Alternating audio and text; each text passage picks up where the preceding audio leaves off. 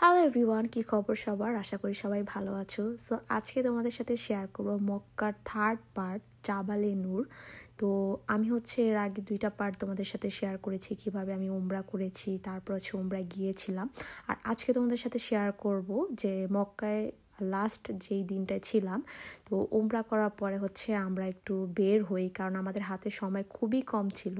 তাই উমরা করে আসার পর আমরা একটু হোটেলে রেস্ট নেই। রেস্ট নেওয়ার পর আমরা বিকেল 3টার দিকে বের হয়ে যাই, কারণ রাত 12টায় আমাদের আবার মক্কা যেতে হবে, সরি মদিনায় যেতে হবে। তাই আমরা একটু ঘুরে নিচ্ছিলাম।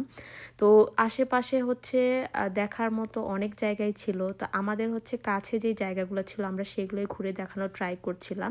তো ফার্স্টে আমরা চলে যাই জাবাল এ নূর, যেটাকে হেরা গুহা বলে, যেখানে কোরআন নাজিল হয়েছিল। তো এই জায়গাটা যাওয়ার আমার অনেক ইচ্ছা ছিল। আলহামদুলিল্লাহ আমি এই জায়গাটা যেতে পেরেছি।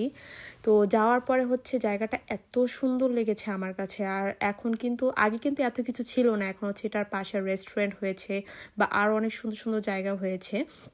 তো এটাই সেই পাহাড় জাবালে নূর, বা যেটা হেরা গুহা বলে।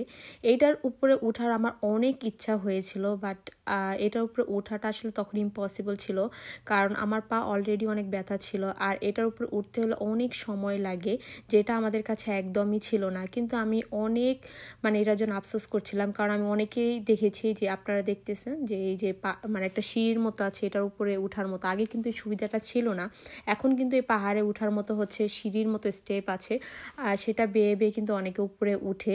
তো এখানে উঠলে আমার হাজব্যান্ড বলতেছিল যে এখানে যদি কেউ উঠতে চায় তাহলে ফজরের নামাজ পড়ে যদি আসে, তখন কিন্তু সূর্যটাও উঠে না। তো রোদের তাপটাও খুব কম থাকে, আর খুব সহজে আস্তে আস্তে উঠা যায়। কিন্তু আমরা যখন গিয়েছিলাম তখন অনেক রোদ ছিল, আর অলরেডি আমরা উমরা করার পর অনেক টায়ার্ড ছিলাম, পা ব্যথা ছিল, তাই আমরা উঠতে পারিনি।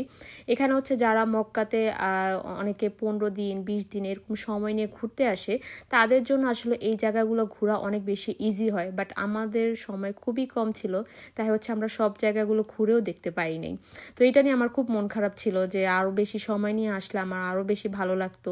তো তারপর আমরা একটা শপে ঢুকি। এখানে যারা ঘুরতে আসে তারা অনেক কিছু কেনাকাটা করে, বাট আমি তেমন কিছু এখান থেকে কেনাকাটা করি নেই। বাট অনেক কিছু দেখলাম যেখানে আছে জায়নামাজ, তাসবি, এই জিনিসগুলোই ওনারা বেশি বিক্রি করে। যারা দেশে যায় তারা কিন্তু এই জিনিসগুলোই বেশি নিয়ে যায়।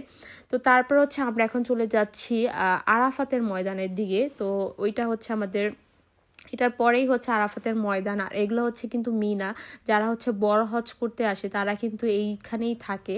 আমি এটা ফার্স্টে বুঝতে পারিনি, তারপর আমার হাজবেন্ড বলতেছিল যে এগুলোর ভিতরে হাজিরা থাকে যখন বড় হজ করতে আসে। তো এখান থেকে কিন্তু তারা হেঁটে হেঁটে তারপর আরাফাতের ময়দানের দিকে যায়। তো আমি এটা শুনে পুরোই অবাক হয়েছি, কারণ আমরা গাড়ি দিয়ে যেতেই কিন্তু অনেক সময় লাগছে তখন। আর যখন হাজিরা আসে তখন কিন্তু এই মিনা থেকে তারা হেঁটে হেঁটে এই আরাফাতের ময়দানে আসে। তো এখন আমরা আরাফাতের ময়দানে চলে আসছি। আর আসার পর তো আমার খুবই ভালো লাগতেছিল। আর একটা জিনিস ভাবতেছিলাম যে একদিন এই জায়গায় কিন্তু আমাদের সবার বিচার হবে, এই আরাফাতের ময়দানেই কিন্তু আল্লাহ আমাদের সবার বিচার হিসাব নেবে। এই জিনিসটা ভেবেই খুব ভালো লাগতেছিল যে এই জায়গায় জীবিত থাকা অবস্থা আমি একবার আসতে পেরেছি, আলহামদুলিল্লাহ। তো এই আরাফাতের ময়দানে কিন্তু এসে দোয়া করলো, আল্লাহ সেই দোয়া কবুল করে। তো তারপর আমি চারদিকটা একটু ঘুরে ঘুরে দেখছিলাম, আর অনেক ভালো লাগতেছিল, কিন্তু অনেক রোদ ছিল, তাই একটু হাঁটতেও কষ্ট হচ্ছিল, আর যেহেতু আমরা সবাই রোজা ছিলাম। তো আর এদিকে যখন আপনি আসবেন তখন কিন্তু অনেক কবুতর দেখবেন। এখানে কিন্তু অনেক কবুতর দেখা যায়, মক্কা মদিনা, তারপর যেখানেই যান আপনি কবুতর কিন্তু অনেক বেশি দেখতে পাবেন। কবুতরকে অনেকে খাবার দেয়। তারপর এগুলো কিন্তু এই যে আপনারা যে সিলিংয়ের মতো দেখছেন বড় বড়, এগুলো কিন্তু সব কবুতরের জন্য করা হয়েছে। তো এগুলোও খুব ভালো লাগতেছিল। তারপর আমরা সামনে যাচ্ছিলাম, এখানে এটার ভিতরে, এটার নামটা কি আমি জানি না। তো এটার ভিতরে যাওয়ার পরে এটার এনভায়রনমেন্ট আমার অনেক ভালো লাগছে। তো এখানে যাওয়ার পরে দেখলাম যে তারা সবাইকে কোরআন শরীফ আর খেজুর দিচ্ছে। তো আমিও এখান থেকে কোরআন শরীফ আর একটা খেজুর নেই। তো এই দুইটা নিয়ে আমরা বের হয়ে যাই। তো বের হওয়ার পরে আমাদের ইফতারেরও অনেক অলরেডি টাইম হয়ে যাচ্ছিল, 5টা বেজে যাচ্ছিল। তো আমরা ইফতার করার জন্য মসজিদ আল হারামের দিকে চলে যাব এখন, কারণ আমাদের ইচ্ছা ছিল যে আমরা ইফতারটা সেখানে করব। তো তারপর ফাইনালি আমরা মসজিদ আল হারামে চলে আসি। নিচতলা থেকে আমরা এই লিফট দিয়ে উপরে উঠে যাই। যাওয়ার পরে তো আমি মানে পুরাই অবাক, মানে লিটারালি এখানে কোনো জায়গাই ছিল না যে এখানে একটু বসে ইফতার করব। সব জায়গা ফিল আপ ছিল। আর হচ্ছে আপনি এখানে যেখানে সেখানে বসতে পারবেন না, অবশ্যই একটা নির্দিষ্ট জায়গা আছে, মানে এই যে আপনার যে সাদা সাদা বা গ্রিন যেই বর্ডারগুলো দেখছেন এইটার এই পাশে কিন্তু বসাও যাবে না, নামাজও পড়া যাবে না। তো আমরা হচ্ছে কোনো জায়গায় খুঁজে পাচ্ছিলাম না যেখানে বসে একটু ইফতার করব আর হচ্ছে নামাজ পড়ব। সবাই হচ্ছে আগে থেকে এসে এখানে নামাজের জায়গা আর হচ্ছে ইফতার করার জায়গা রেখে দেয়। আমাদের একটু লেট হয়ে গেছে, তো কিছু করা ছিল না, তো আমরা হাঁটতেই ছিলাম আর হচ্ছে সামনের দিকে যাচ্ছিলাম যে সামনে কোনো জায়গা পাই কিনা।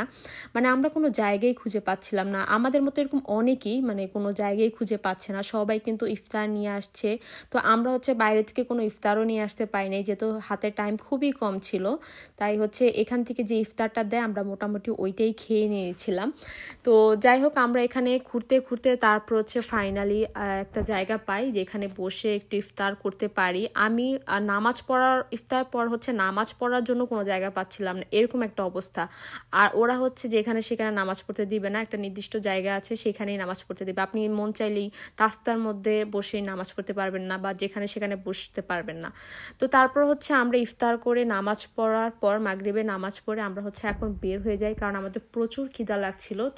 তো আমরা হচ্ছে এখান থেকে বের হয়ে একটা বাঙালি হোটেলে যাব, কারণ আমাদের সবারই ভাত খেতে খুব ইচ্ছা করতেছিল, তাই হচ্ছে আমরা বের হয়ে যাই। তো বের হওয়ার পর হচ্ছে এখানে আসলে আপনি যখন ঢুকবেন তখন বের হওয়ার অনেক রাস্তা পাবেন। আমরা কিন্তু রাস্তা হারিয়ে ফেলেছিলাম, অনেক কষ্টে হচ্ছে আমরা রাস্তা খুঁজে পেয়েছি। আমরা রং রাস্তায় চলে গিয়েছিলাম, যেখান থেকে আমাদের বের হওয়ার কথা ছিল আমরা সেখান থেকে বের হই নাই।